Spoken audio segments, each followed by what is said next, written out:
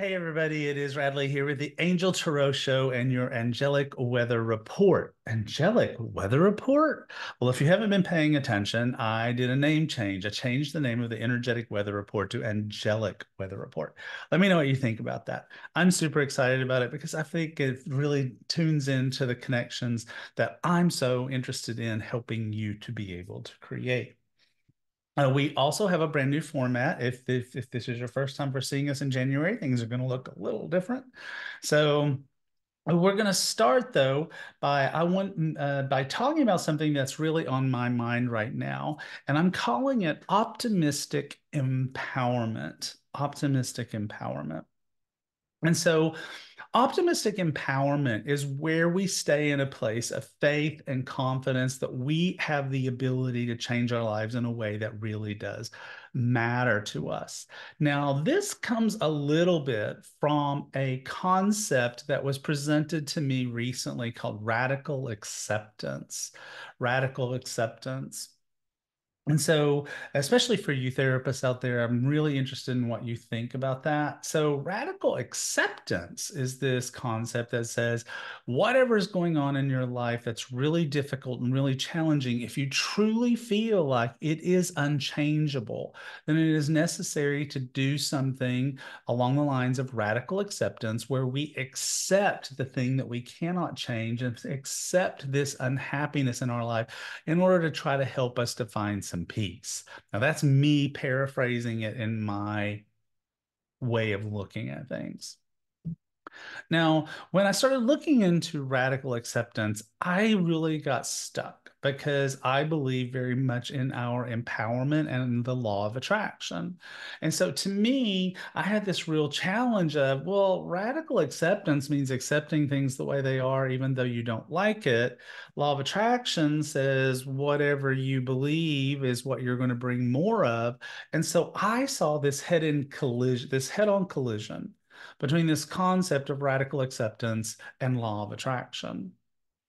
Um, I'm not saying that acceptance is bad, and I'm not saying that there's not even aspects in my life where I might decide to employ radical acceptance, but it uh, it just it I think I've been on this train of believing that we are empowered to make our lives joyful for so long that it's really hard for me to energetically grab hold of this concept that I'm just going to accept something I don't like rather than act on it. And part of that comes from my belief system that the angels really do prod us and kind of the angels, the divine source, prod us um, and can on purpose make us all the more unhappy in a situation. But they're not doing that in my particular belief system so that we will accept it. They're doing it so we will change it, not so that we will just double down on our unhappiness, but because so that we perhaps will get so miserable that we are willing to make radical change in our life, not radical acceptance. So this brought me all the way back around to this concept of optimistic empowerment. And so I sort of like was been playing with it, and I've got these 5 steps that I wanted to share with you. So step one is positive self-reflection. So this is where we take a moment to reflect on our strengths and our achievements, our positive qualities, to look at our past successes and challenges that we've overcome, and to have this sort of awareness that, you know what, I'm kind of hot and rocking. I'm pretty good. I can make change in my life, and I have made change in my life in the past in a way that was fundamentally powerful and fundamentally important. And I have the ability to continue to do that. And then staying in a place of faith with the help of the angels like Jophiel, the archangel of beauty and positive thought, or Archangel Gabriel, the archangel that provides us with creativity and motivation, Uriel, epiphanies, all these angels, our guardian angels, had to help us stay in this place of, I've done some self-reflection, I've seen where I've been successful in the past, and I know I can do it again. Step two for optimistic empowerment, set inspiring goals for yourself. So, this is all about sort of defining clear, inspiring, and achievable goals that excite you and motivate you. That having this goal that's like, oh my God, that would be the best thing ever. Recently, I posted a meme. This was several weeks ago. I posted a meme on Facebook that said, show me a picture of yourself in 2023 where you were absolutely joyfully happy and nothing else mattered. And so people posted all these amazing pictures. It was so cool. But the thing is, think of yourself in that moment, whatever moment that is for you. Stop and go. This is a moment where I was joyful and happy and nothing else mattered. And then try to find yourself goals that make you feel that same exact way. I totally believe that it's important to like break these things down into smaller steps and manageable steps so that you can make progress that feels tangible to you. Because if you have this gigantic goal and the only way you're ever going to feel like you were successful is if it's completed, then you're possibly going to be setting yourself up for disappointment. And so it's important to have these breadcrumbs, aka Hansel and Gretel, that lead you to home, that lead you back home. Number three, step number three, positive self talk. Positive self talk. Oh my God, 2023 for me was the year of stories. The year of telling ourselves stories that we did not like. And it's like we got so caught up into it and we got so focused on it, we got so absorbed in it. This is one of the reasons why my dear friend Anita Morjani told me in the spring of 2023 to stop watching the news. And I did. And you know what? I am happier. And the world did not careen off its axis. And so it's about getting ourselves in a place where we chit chat the opportunities, chit chat the possibilities, chit chat the with ourselves and with others, the wonderful things that might happen. I have so much optimism for 2024, so much optimism for 2024. I totally believe in my heart it's going to be an amazing year. And I need to stay in that place, and you need to stay in that place. And if you're not in that place, you need to find yourself in that place. You need to challenge and reframe negative thoughts that are holding you back and cultivate a mindset that believes in your ability to achieve your goals that and is does that because of step two that you did that reminded you of your ability to be successful. Well, that was step one, actually, positive self-reflection. Item number four, surround yourself with positivity. Seek out other people who are on your side. Seek out people who are going to be standing by your side and going, cheerleader, cheerleader, you can do it, you can do it. 2, 4, 6, 8. Who do we appreciate? You. And so surrounding yourself with positive people is going to help provide an incredible impact, a profound impact on your empowerment journey. Having people who are doing that, having people who are like going, you're just setting yourself up. This is never going to work. Haven't you learned about this before? You know that's not going to go well, blah, blah, blah. Chuck those peoples to the side. That is not going to work. You don't need that kind of negativity in your life, and it is not going to help you to make your goals. And step five, take action. Take action. Empowerment is not just something that is not just about thinking positively, but it's also about taking decisive action. It's important to start working towards your goal in small steps, yes, but progress, no matter how incremental, reinforces your sense of empowerment. When you take action and you see something happen, no matter how small it is, then you can see how eventually, if you put one foot in the front of the other, you know that soon you'll be walking across the floor, right? And then out the door. Some people will know where that came from.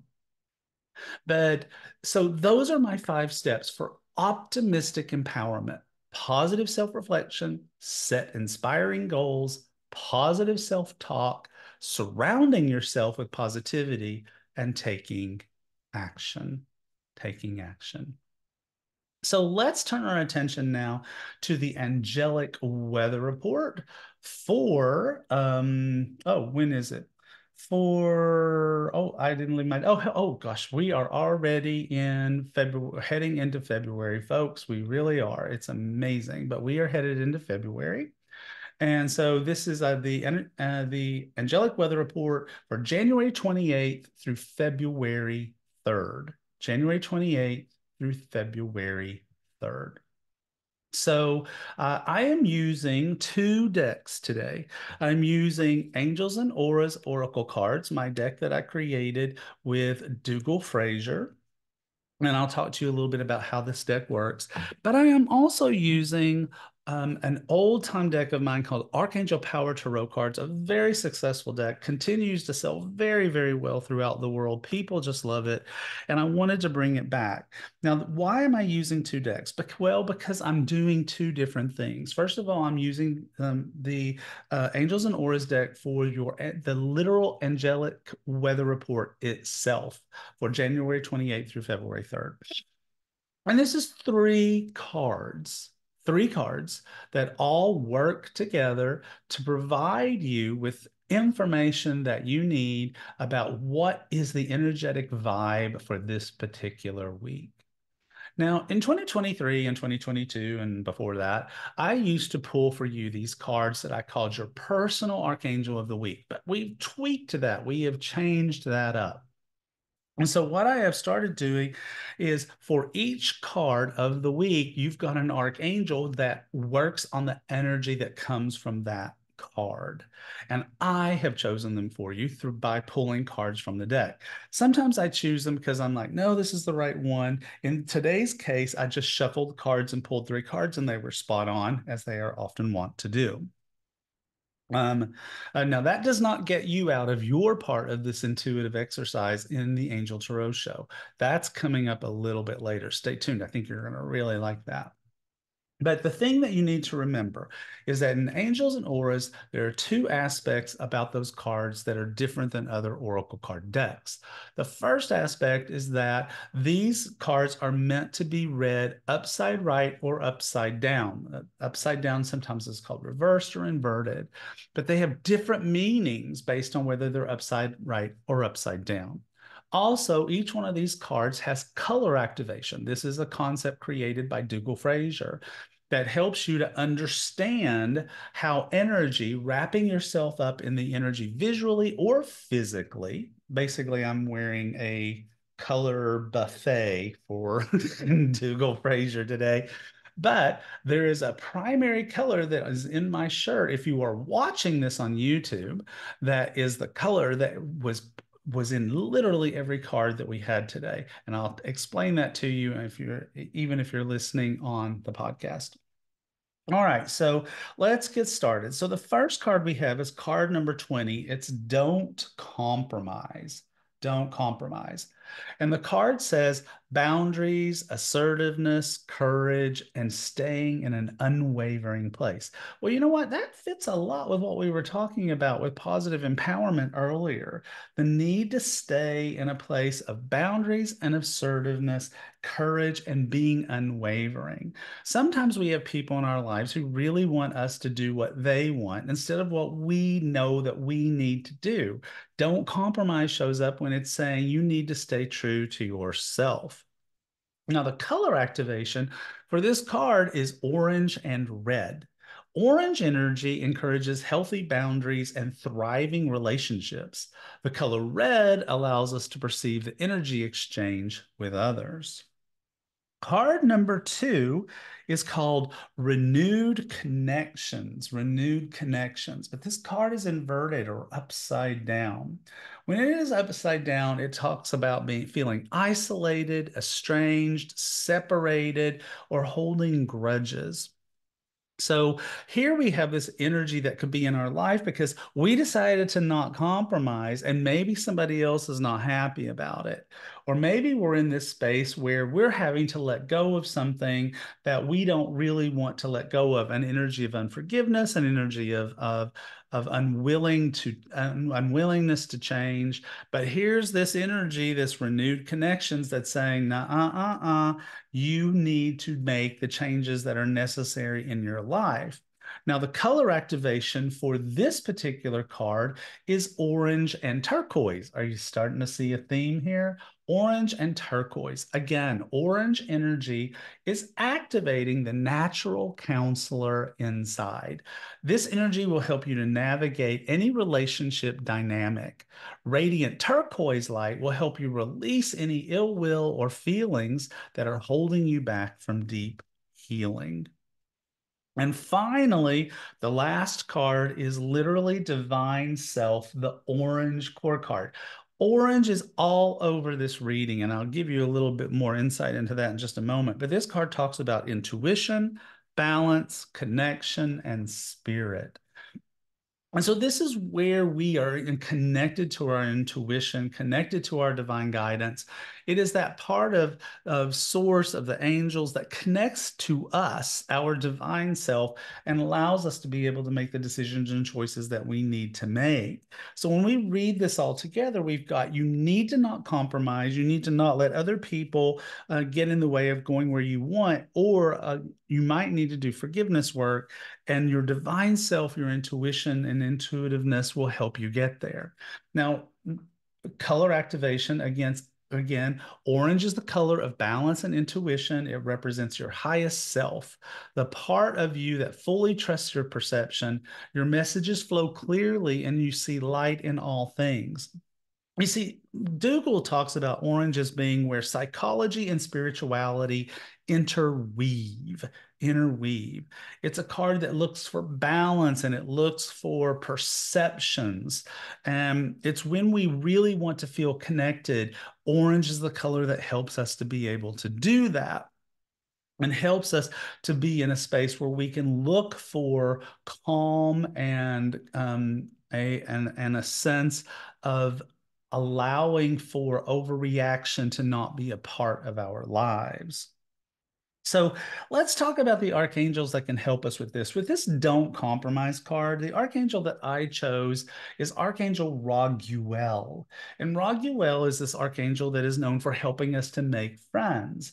He is great at helping people to compromise, but he's also great at helping other people to stay in a place of positive attunement to one another, allowing for harmony, allowing for a sense of a lack of conflict when if you need to speak your personal truth and someone else might not like that personal truth. So Raguel is helpful for the card that is Don't Compromise. The card that I chose, or the archangel I chose for that whole renewed connections thing, is Archangel Shamuel. Shamuel is the archangel of personal peace. And this sense of feeling isolated or estranged or separated or holding a grudge is a place where we are definitely not in personal peace. And so Shamuel can help us to calm those emotions, calm those feelings, help us to be in a space where it's like, you know what? I'm okay. I've got this. And finally, the card, the divine self, that intuition, that psychology meets spirituality. I've got Archangel Haniel. Archangel Haniel is the archangel of intuitiveness and psychic gifts and divine gifts and helping us to stay in this space of attunement so that we can be able to use our divine guidance and our divine self to make decisions that are helpful to us. So that's your angelic weather report for January 28th through February 3rd. So now I'm going to set aside the cards that are the angels and auras and the energetic weather report. And we're going to go to the next part of the show today, where I give you the opportunity to use your own intuition and your own divine skill sets in order to be able to get an answer to the question of your heart. So for your personal answers that you're going to get, I'm still using Archangel Power Tarot cards. I have taken the cards that I had pulled out for the Angelic Weather Report, and I have folded them back into the deck so that they can feel free to show up again. So what I want you to do right now is to stop for a moment and think about a question that you have, a question, a message, something you'd like to hear from your angels, an answer that you're wanting to get. What does that look like for you? What are you hoping to get from a message that would come directly from your angels? What are you looking for? So while you think on that question, I'm going to shuffle the cards. Wow, they need a lot of shuffling. Um, so you just keep thinking about that question.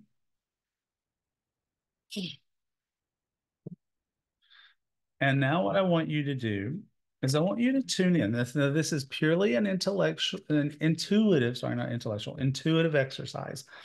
So do you feel like the answer to your question is card number one?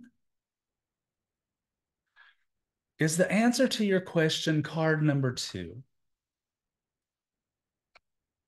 Is the answer to your question card number three?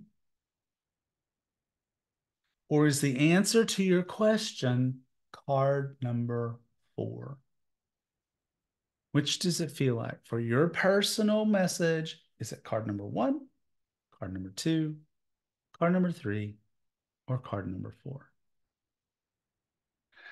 If you chose card number one, you chose King of Michael. In traditional tarot, that's King of Swords. And this card says wisdom and objectivity are important now. Stay in your integrity. A situation that calls for honest and open communication. So, again, think about your question. And here's the answer. Wisdom and objectivity are important now. Stay in your integrity. A situation that calls for honest and open communication. If you felt drawn to card number two, you were drawn to Knight of Gabriel. Knight of Gabriel. This is the equivalent in traditional tarot of Knight of Wands. And it says, time to take action.